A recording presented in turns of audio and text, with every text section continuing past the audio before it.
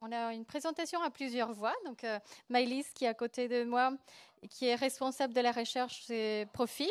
Timothée, qui est là, chargé de recherche. Et Juliette Mel, qui est à distance, qui est avocate chargée d'enseignement à l'Université de Paris et Créteil, qui vont nous parler d'assurabilité des technologies. Merci. Oui, alors Juliette qui a vraiment jusqu'à 17h pile, donc on essaiera de tenir notre exposé et de vous laisser la possibilité de lui poser des questions à distance. Alors, donc, ah oui, pardon, c'est là. Ok. Donc ce sujet qui a eu un joli teasing tout à l'heure, comme quoi en effet vous en avez pas mal parlé ce matin, et c'est un sujet, comme l'a dit Audrey, qui est peu traité dans la littérature. Voilà. Donc en fait on a tenté, on va vous dire juste après quel est notre point de départ, mais on a tenté un peu de commencer à ouvrir ce sujet. On va apporter quelques réponses et puis on espère que vous allez pouvoir nous aider à progresser. Voilà. Donc, notre sujet, c'est s'intéresser à l'assurance des low-tech à partir d'un point de vue qui est un peu particulier, qui est le réemploi dans le BTP. Donc, ça fait pas mal de... Comment ça s'appelle? Ça fait pas mal de points d'entrée qu'on va essayer d'expliciter les uns après les autres pour qu'on ne se perde pas tous en route. Voilà. Et ceci nous permettra potentiellement de tirer quelques conclusions pour la low-tech dans l'absolu. Donc déjà, très rapidement, qui nous sommes? Je commence par nous, Juliette, c'est très impoli. Donc nous, on vient d'une entreprise qui s'appelle Profil, qui est parisienne, globalement. J'ai grandi à Rouen quand même. Et c'est bon. J'ai un t-shirt breton, j'ai pas fait attention. Voilà, donc on est une entreprise d'une quinzaine de salariés qui est un peu particulière parce que, alors on vit, on mange avec des activités de conseil, mais qu'on développe à partir d'études qu'on fait, qui sont à but non lucratif, comme par exemple notre participation aujourd'hui, et qui sont toujours en lien avec des chaires de recherche. Donc on a fait des études globalement sur des nouveaux modèles de gouvernance, économique et voire un peu comptable, voilà, notamment pour développer des modèles comme Care en parlait au grand public des entreprises. Notre but principal, c'est quand même de réinscrire les modèles d'entreprise dans les limites planétaires. Voilà. Et notre dernière étude, elle s'appelait Entreprise et post-croissance. Non, notre avant-dernière étude, elle s'appelait Entreprise et post-croissance. Je vous invite à aller la voir sur notre site, elle est gratuite. Et à partir de cette étude, on a fait une étude qui s'appelait Assurance et post-croissance, dont on vous parlera très rapidement après. Voilà. Pour ma part, j'ai fait des études de commerce et de recherche en philosophie. Et Timothée, voilà, toi aussi, tu as fait plein de choses passionnantes. Je laisse Juliette se présenter. Voilà. Et là, je vais peut-être laisser Juliette. Juliette, si vous voulez dire un mot sur vous. Très rapidement, avocat au barreau de Paris. J'ai beaucoup de dossiers aussi en province, hein, pour rebondir sur les propos de Maëlys. Donc pas de parisianisme non plus. Spécialisée en construction et en risque industriel et enseignante à l'université dans le master droit de la construction et de l'urbanisme de la fac de Créteil. Et merci de cette invitation. Et ce colloque est un thème super. Merci beaucoup, Juliette. Donc, on introduira le sujet, puis Juliette interviendra à des moments clés avec son regard d'avocate. Donc, je suis désolée, je pars un peu vite parce que, comme j'ai dit, c'est assez touffu comme intervention, donc j'essaye d'aller vite au départ. Notre point de départ, c'est cette étude, disponible aussi gratuitement sur notre site, qui s'appelle Assurance et post-croissance, qui a été abritée par la Fondation du risque et qui est sortie en juin 2024. Et globalement, le sous-titre, Comment protéger à l'aune des limites planétaires. Voilà, c'est de 200 pages, de voir comment est-ce qu'on peut accompagner, enfin, conseiller avec des initiatives inspirantes et sur la base d'une cinquantaine d'entretiens avec des experts du secteur, des évolutions, des modèles des entreprises du secteur de l'assurance. Voilà. Ce qui est assez complexe parce que l'assurance, c'est quelque chose de transverse et donc c'est à la fois essayer de voir comment les assureurs peuvent être prescripteurs aussi pour des entreprises qu'elles accompagnent. Donc voilà, déjà, c'est assez parfois méta comme sujet. Donc on a fait un état de l'art d'initiatives dans le secteur très poussé et des entretiens de professionnels de l'assurance et des experts sectoriels. Voilà. Au sein de cette étude, on a fait, donc il y a une grande, ça va peut-être vous parler, hein, il y a 3 parties assez faciles: adapter, atténuer, restaurer. Dans la partie atténuation au milieu, on a évoqué la question du réemploi. Et chez les assureurs, le réemploi, Il est extrêmement développé pour comment ça s'appelle, le réemploi de pièces automobiles. Ça marche hyper bien. Vous allez faire réparer votre voiture. Vous allez avoir une pièce de réemploi qui va être utilisée et ça ne pose pas de problème au niveau de l'assurance. La filière est structurée, pas de problème.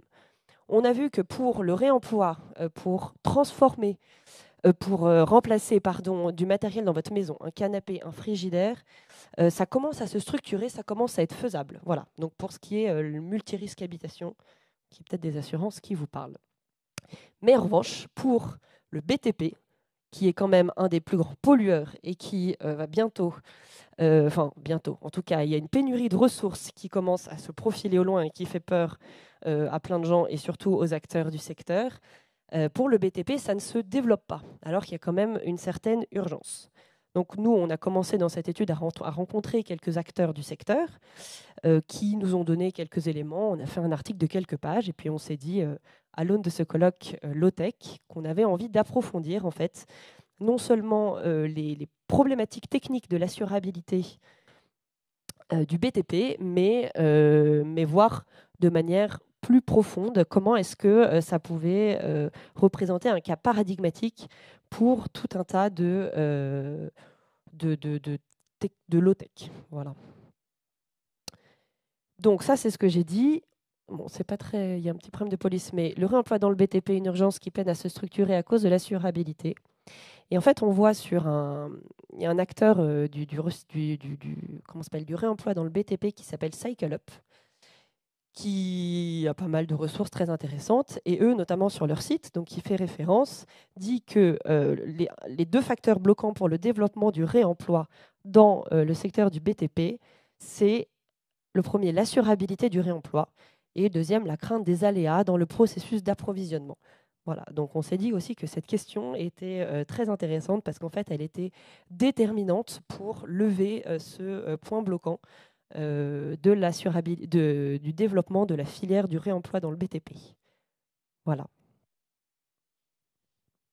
Ensuite, on a voulu regarder... en fait, on a constaté dans le réemploi que c'était un exemple paradigmatique des difficultés qui pouvaient être rencontrées en matière assurantielle pour toutes les techniques non courantes qui sortent des cadres habituels. Donc on a essayé de voir en quoi le réemploi pouvait constituer une low-tech. On est reparti de la définition qui était posée par le Low-Tech Lab, qui est très simplifiée pour des besoins de vulgarisation, mais qui nous paraissait être une bonne base pour commencer, et qui dit simplement qu'une low-tech, c'est une technique qui a pour vocation d'être utile, accessible et durable.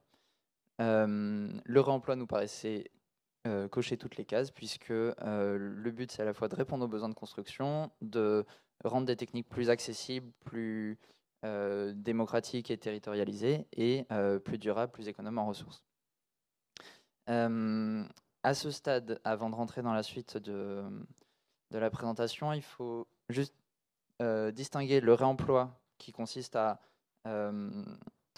réemployer un matériau en l'état pour un usage similaire à son utilisation initiale, le distinguer du reconditionnement qui implique un retravail et donc certainement un processus industriel pour transformer le matériau qui a été récupéré, et d'autres quelques problèmes de police et d'autres formes de revalorisation comme la réutilisation, le recyclage, qui aussi impliquent une certaine transformation du matériau initial. Et donc, contrairement aux trois autres, le réemploi implique toujours une certaine dimension artisanale au cas par cas, qui demande de comprendre quel est le matériau et d'ajuster l'usage à l'état du matériau dont on dispose.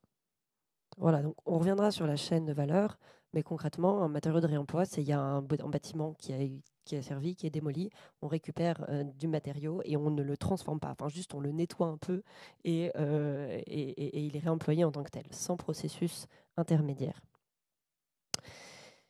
Donc, pour pouvoir mener cette étude, cette contribution, on a essayé de se poser une question. Donc, à la fois à partir de l'assurabilité des projets, du réemploi dans le BTP, et aussi de s'interroger sur les modèles d'affaires low-tech. Voilà. Parce qu'en plus, on ne vient pas trop du monde low-tech, même si c'est quelque chose qui nous intéresse beaucoup. Donc, on a posé une question qui était en fait autour de cette problématique de l'assurabilité de pièces de réemploi dans le BTP. C'était le côté vraiment artisanal, c'est-à-dire qu'on récupère que des pièces qui sont uniques, avec une histoire unique, et qui pour nous semblait quand même correspondre à une certaine vision du low-tech. Ça a été un peu évoqué ce matin, même si d'un autre côté la question de l'industrialisation des processus a été aussi, et de manière très intéressante, développée. On s'est dit en fait que derrière cette question du réemploi, il y avait une dimension artisanale et que c'était ça en fait qui était un gros problème dans l'assurabilité parce qu'elle représentait des défis techniques à partir desquels les assureurs ne pouvaient pas s'assurer en fait, garantir une couverture suffisante sans proposer des prix exorbitants. Voilà. Donc en fait, on s'est posé la question de la façon dont les modèles, l'assurabilité des low-tech pouvaient permettre d'offrir des garanties suffisantes et notamment pour accompagner le développement de la filière, ce qu'ils appellent dans le BTP la massification. Ça a été évoqué ce matin aussi, la massification du réemploi. Voilà. Donc, dans un premier temps, on s'intéressera sur l'assurabilité technique qui relève de procédés non industrialisés, pour, dans un deuxième temps, s'intéresser davantage sur la structuration des modèles d'affaires sur la base d'un nouveau type de confiance garanti par l'assurance. Voilà. Bon, très rapidement, on a réussi à obtenir quelques entretiens complémentaires pour enrichir notre propos. Alors, ce qui était assez intéressant, j'évoquais Audrey tout à l'heure, c'est qu'on a essayé d'avoir des grandes entreprises du BTP par des portes. Hein. On a des associés de notre entreprise qui connaissent bien les directeurs de Bouygues, Eiffage, etc. Et tous disaient qu'ils n'avaient pas d'histoire à raconter, donc on était un peu étonnés. Voilà, donc on a réussi à avoir des bureaux d'études spécialisés dans le réemploi. On a réussi à avoir un assureur de la SMA BTP qui restera bien évidemment confidentiel.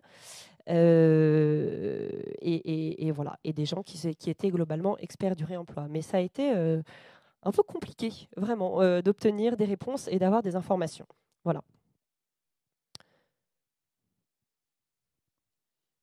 Si on commence donc par la question de l'assurabilité des techniques qui relèvent de procédés non industriels, la question de l'assurance construction est hyper intéressante de ce point de vue parce que c'est une des plus exigeantes dans le sens où elle est associée à une responsabilité décennale qui pèse sur les concepteurs ou les constructeurs de bâtiments. Une responsabilité décennale, donc ça implique une responsabilité sur 10 ans des produits qui sont fournis, donc c'est immense. Et en plus, cette responsabilité est associée à une présomption de responsabilité, c'est-à-dire que s'il y a un sinistre, c'est au constructeur ou au concepteur de prouver qu'il n'est pas responsable, mais il est présumé responsable du défaut. Donc c'est lourd, c'est ce qui explique que c'est coûteux en termes d'assurance, et donc il y a eu tout un système de création de garanties autour pour rassurer les assureurs justement et leur permettre de proposer des couvertures plutôt standardisées. Ce système, il passe par des qualifications par l'agence qualité construction qui distingue entre d'une part des techniques courantes qui ont été identifiées, qui sont normalisées, qui font l'objet de cadres techniques bien identifiés et qui, eux, peuvent être assurés à un prix de marché. Et d'autre part, des techniques qui sortent de ce champ, qui s'appellent des techniques non courantes, et qui, dans ce cas, peuvent impliquer un renchérissement du contrat d'assurance parce que l'entreprise qui mobilise une technique non courante doit leur demander une extension de sa garantie décennale pour pouvoir être assurée. Ça demande donc une déclaration à son assureur qui va dialoguer avec l'entreprise pour définir à quelles conditions elle pourra être assurée. Est-ce qu'on maintient l'assurance classique ou est-ce qu'on doit ajouter rehausser la franchise, rehausser la prime, etc. Et donc, juste pour compléter ce que tu disais, Timothée, pour faire écho à ce matin, l'action de la normalisation dans le bâtiment est extrêmement développée parce que le risque est extrêmement fort. Et les assureurs qui ont pourtant accompagné le risque pour tout le développement de l'économie sont là aussi extrêmement frileux. Et donc, D'où le parallèle qu'on a fait assez naturellement avec les low-tech, qui nous paraissent être des techniques non courantes en fait, dans tous les processus non industriels, même si dans d'autres processus industriels, même si le terme technique non courante n'est pas aussi normalisé qu'il peut l'être dans le BTP. Et donc c'est un cas d'étude particulièrement intéressant pour voir comment une technique nouvelle peut proposer des garanties suffisantes aux assureurs, mais aussi à d'autres parties prenantes. Le réemploi, en termes d'assurance, il implique une modification des responsabilités. Dans le cas d'une construction neuve classique, on a un triptyque de responsabilités. Le fabricant qui est responsable du produit qu'il fournit, à condition que les conditions de mise en œuvre soient respectées. Le concepteur qui est responsable de la bonne structure générale du bâtiment. Et le constructeur qui est responsable de la mise en œuvre des produits et conformément aux directions du concepteur. Le réemploi implique une modification de cette chaîne de responsabilité de deux façons. D'une part, puisqu'on n'a plus un produit neuf, mais un produit qui est réemployé, il y a une nouvelle compétence qui intervient, qui vient essayer d'identifier le matériau et de le qualifier. On parle donc de qualificateur technique, qui est un nouveau métier en fait, qui se crée avec le réemploi et dont le rôle est d'identifier clairement le matériau pour vérifier que ses propriétés initiales ont été conservées ou alors définir à quelles conditions le matériau peut être employé, dans quelles circonstances, voir quelles sont ses propriétés actuelles. Et d'autre part, il y a tout un processus de réemploi du matériau, donc de déconstruction, reconditionnement éventuellement et remise en œuvre, qui là aussi mobilise de nouvelles compétences qui n'étaient pas forcément présentes dans la chaîne de valeur initiale de la construction. Du fait de cette modification de la chaîne de responsabilité, les acteurs du réemploi ont suivi en fait une démarche finalement assez classique de gestion du risque pour rassurer les assureurs. L'idée, ça a été de se dire, il y a de nouvelles sources de risques qui apparaissent parce qu'il y a de nouvelles il y a de nouvelles responsabilités et donc ça multiplie les risques potentiels qui peuvent apparaître. Et donc, on va essayer d'abord d'identifier les risques potentiels, donc de voir de quels matériaux on dispose, pour quels usages, vérifier que les matériaux sont bien adéquats aux usages, etc. Ensuite, réduire autant que possible les risques qui ont été identifiés, si besoin en employant les matériaux sous une forme dégradée. Et ensuite, en offrant des garanties concernant les risques résiduels. Une fois qu'on a identifié les risques, une fois qu'on a réduit autant que possible les risques qu'on avait identifiés, il reste toujours quelques risques. Et là, on travaille à établir des certifications ou s'assurer d'une expertise externe qui vient garantir que l'usage est conforme à ce qu'on souhaitait. Oui, donc en fait, on n'est plus sur une fiche technique à partir d'un matériau qui sort d'une usine parce qu'il a été industrialisé et prévu comme tel voilà, pour la sortie de l'usine, mais on est vraiment maintenant l'expertise porte sur celle d'un être humain qui est un qualificateur du matériau, qui peut l'observer et qui, du coup, grâce à ça, quand lui est assuré, permet de garantir l'utilisation du réemploi. Et donc ça, en fait, ça a été vraiment validé par toutes les personnes qu'on a rencontrées. C'est comme ça que se développe une économie de confiance, mais basée sur du relationnel et des connaissances en fait, d'êtres humains, du réseau. C'est plus quelque chose qui peut être à la fois à une large échelle et qui peut être basé sur des garanties voilà, à large échelle. On trouvait que c'était intéressant à ce stade de voir comment est-ce que, en fait, parce qu'on voit que les assureurs sont très frileux et n'accompagnent pas le développement du réemploi, ce que disait la jurisprudence sur le sujet. Et en fait, la jurisprudence, elles enjoignent les assureurs à une certaine prudence. Alors, je vais juste dire deux, trois éléments avant de laisser la parole à Juliette.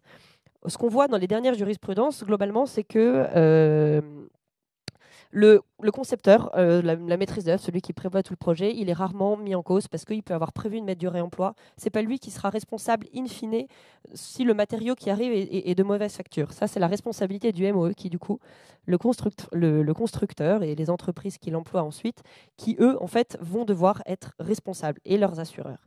Et in fine, ça va être surtout celui qui fournit le matériau qui va être responsable et son assureur. Voilà. Et ce qu'on a pu voir aussi, c'est que la garantie de l'assureur est généralement impliquée même sur du réemploi. Et même si jamais,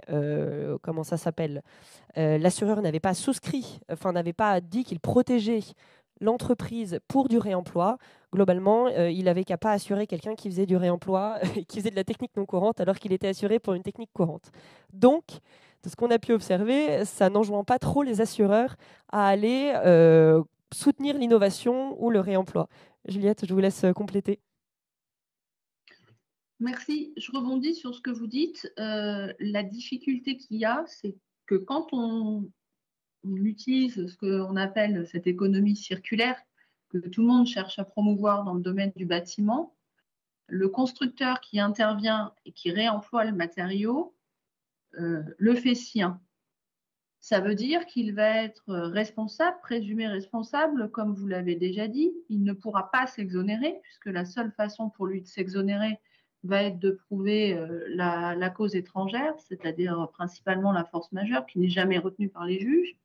Donc, il va être responsable de tout ce qui est fait de ce matériau réemployé, et quelles que soient finalement les conditions du réemploi, c'est-à-dire qu'il le modifie ou pas. Et ça, évidemment, ça pose un énorme problème à l'égard des assureurs, et ça pose, comme vous l'avez très justement dit, la problématique de la chaîne de contrôle des conditions de réemploi et de leurs modalités. Tous les outils juridiques sont en place, c'est-à-dire qu'on peut parfaitement utiliser les règles juridiques applicables en ce moment au réemploi des matériaux. À mon sens, il n'y a pas d'innovation législative à faire sur le sujet.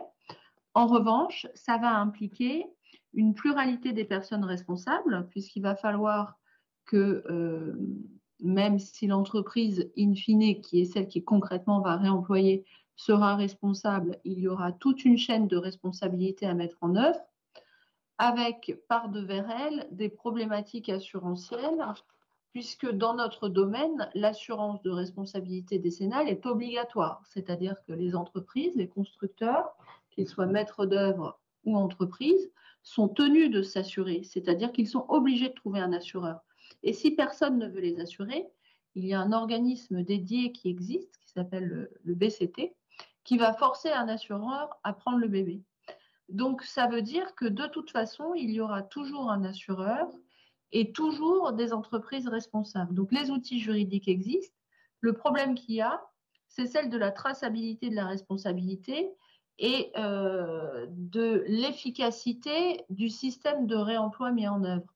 Ça veut dire qu'aujourd'hui, il y a de plus en plus de rénovations, c'est bien logique puisque le parc est dense. Qu'est-ce qu'on va réutiliser? Qu'est-ce qu'il est opportun de réutiliser? Est-ce que finalement, c'est toujours opportun de le réutiliser? Parce que quand on, par exemple, moi je défends pas mal de constructeurs de maisons individuelles, la durée de vie d'une maison individuelle, ce n'est pas celle d'un bâtiment haussmannien. Donc ça, c'est une problématique à prendre en compte qui est à confronter avec ce délai décennal de 10 ans.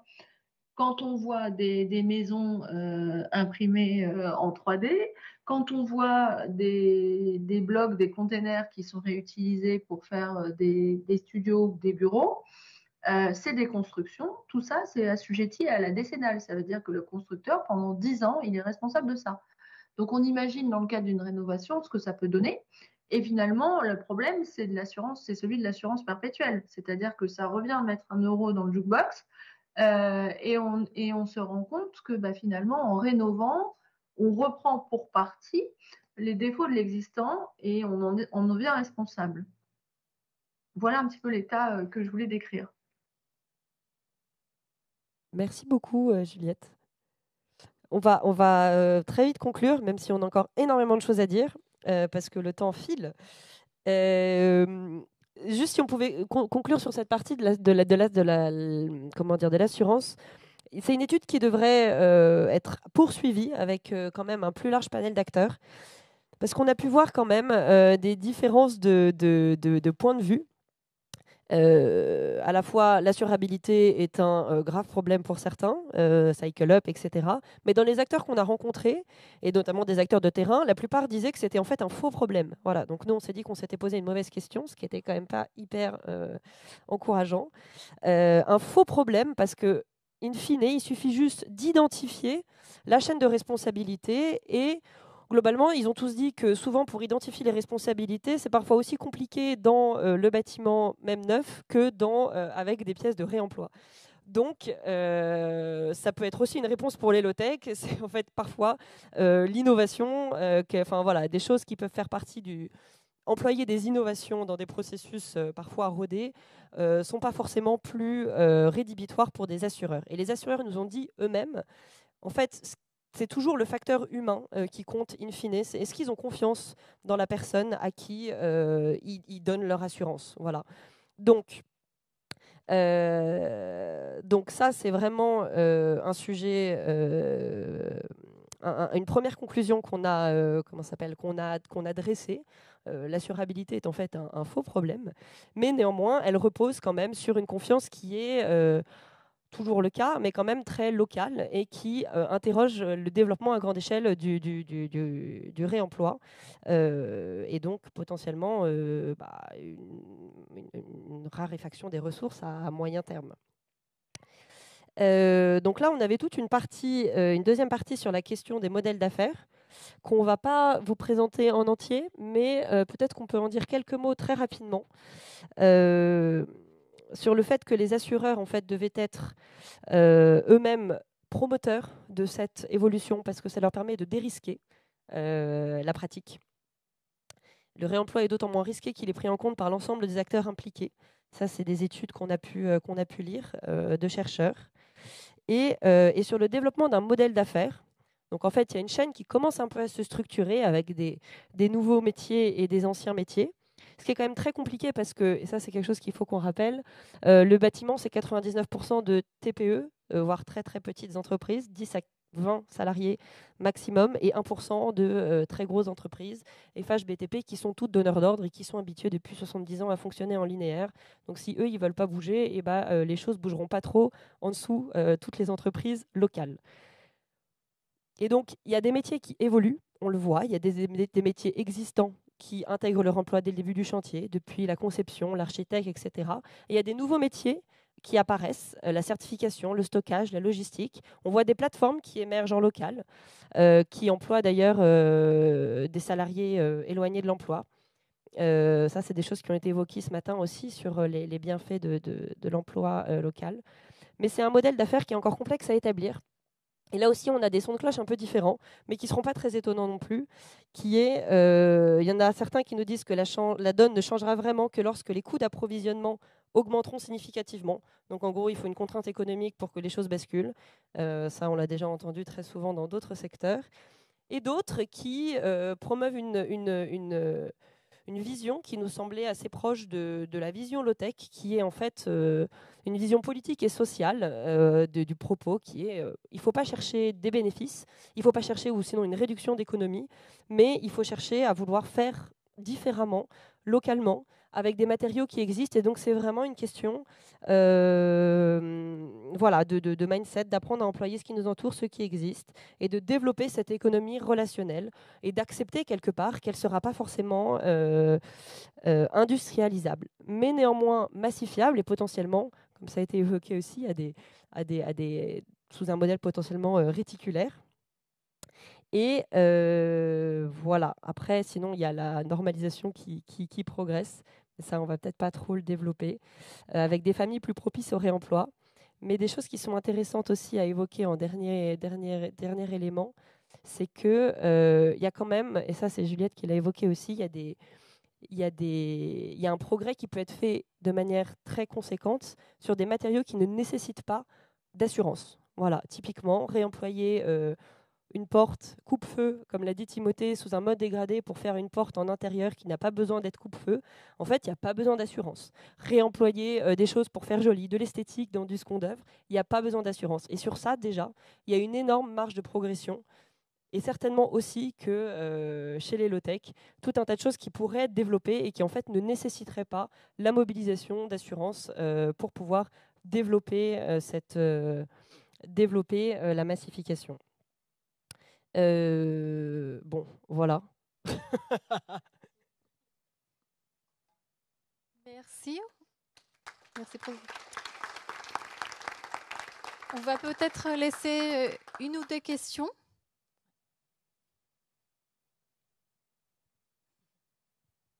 Bonjour, Sébastien Potier de Permac en Gare Zéro, premier chantier de réemploi de France. On voulait citer des exemples, mais... Ah ouais, il est très beau ici, il faut venir les voir avant. On aurait pu vous aider un peu. Je veux pas démonter tout ce travail. Je veux juste embellir ce qui a été fait. Enfin, le sujet technique courante, technique non courante, c'est de la technique. C'est-à-dire qu'une fenêtre qu'on démonte et qu'on va remonter, c'est la même technique en fait.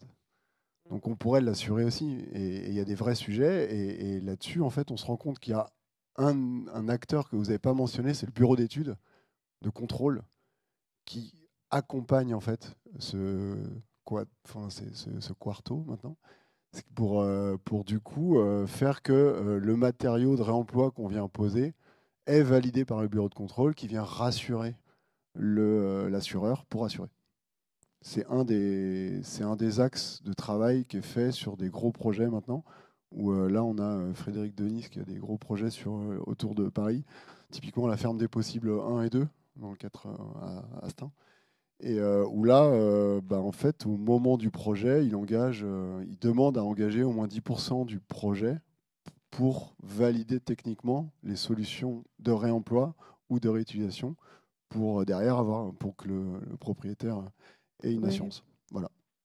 Mais tout à fait. Enfin, c'était le nom qui avait derrière le qualificateur technique. On en a eu au téléphone. On a échangé avec Bobby Réemploi. Alors non, c'est pas le qualificateur technique, c'est le bureau de contrôle qui passe sur des bâtiments neufs bureau de aussi. contrôle, pas bureau d'études techniques. Non, oui, désolé. Bureau de contrôle. Okay. Oui, c'est vrai. Bureau technique de contrôle. Merci pour cette précision. Entre autres. Voilà. J'ai une question technique. Les textes et les obligations en termes d'assurance, ils visent à couvrir un risque physique, d'ordre de la sécurité ou ce genre de choses, ou majoritairement c'est des risques économiques pour le client qui achète son bâtiment ou ce genre de choses. Ça me semble intéressant pour voir après ce qu'une transformation low-tech de l'économie pourrait mettre en face de ces risques-là. C'est pas la même chose.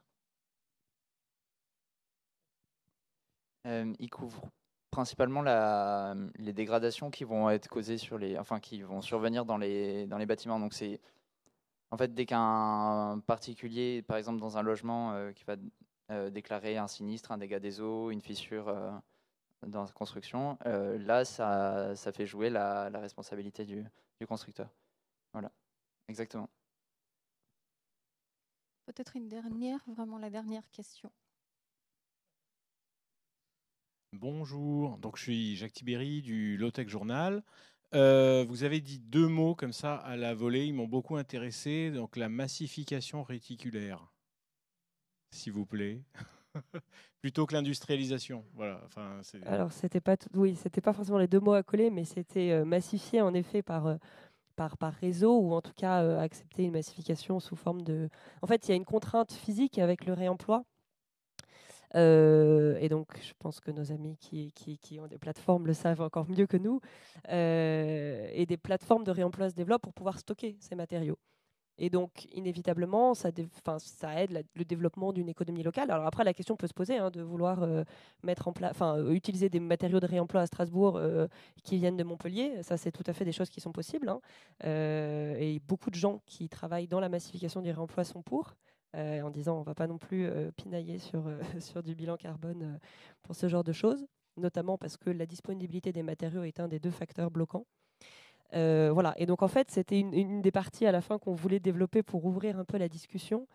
C'était des choses. Alors, nous, on vient pas du milieu low-tech et on a vu ce matin que le sujet avait été évoqué, mais en s'intéressant en fait à cette problématique de l'industrialisation des low-tech, on a fait un peu des recherches sur Internet, on a essayé de voir la littérature et on a vu des sites assez, de référence, comme par exemple, je sais pas, la pensée écologique, qui évoquait beaucoup de d'antagonisme, voire d'oxymore, et notamment d'un point de vue, c'était un peu une ouverture de convivialité, sur la convivialité et sur la potentialité d'une industrialisation des low-tech et à travers cet exemple-là. Et en fait, ce sujet de la massification, justement, et avec la façon dont on n'envisage pas forcément ça sous un mode industriel, mais ça, vous devez aussi tout à fait maîtriser, nous semblait être une voie intéressante. Et pour ça, dans le BTP, il y a aussi des exemples intéressants qui ne sont pas tout à fait sur le réemploi, mais avec des sujets de reconditionnement, justement, qui à la fois reprennent du matériau et parviennent à lui redonner des, des caractéristiques de sortie d'usine. Et il y a comme ça des entreprises qui ont été certifiées, notamment Mobius, qui fait des parquets comme ça, et qui ont été les premiers à être assurés par la SMA BTP et qui depuis permettent en fait le développement de cette pratique-là, et notamment dans la chaîne de valeur. Donc voilà, c'était ça que ça voulait dire, et ça voulait interroger cette espèce de voie potentielle qu'on a observée dans ce marché-là et qui nous semblait intéressante. Si je peux juste compléter très rapidement, pardon. En fait, si on a pris le cas de l'assurabilité du réemploi pour étudier les low-tech, c'est justement parce que on a beaucoup traité des questions de rentabilité, de fonctionnement du modèle économique aujourd'hui. Ce qu'on constate aussi, c'est qu'un des freins à la massification, c'est la confiance que un processus low-tech va générer auprès des parties prenantes, et les assureurs en premier lieu, parce que c'est eux qui réclament la confiance. C'est cette confiance-là qui va être un frein aussi à la massification et à la possibilité de se déployer au-delà d'initiatives très ponctuelles, individuelles, sous la forme d'un réseau. Et donc cette massification sous forme de réseau qui permet de conserver une forme artisanale, pour nous, elle doit aussi procurer de la confiance d'une autre façon, qui ne peut pas réutiliser les méthodes industrielles classiques de standardisation, de certification, parce qu'on reste dans du cas par cas. Et donc là, ça passe par toutes les évolutions qu'on a présentées avant en termes de réorganisation des responsabilités et réduction des risques. On remercie du coup Marie-Lise, Timothée et Juliette.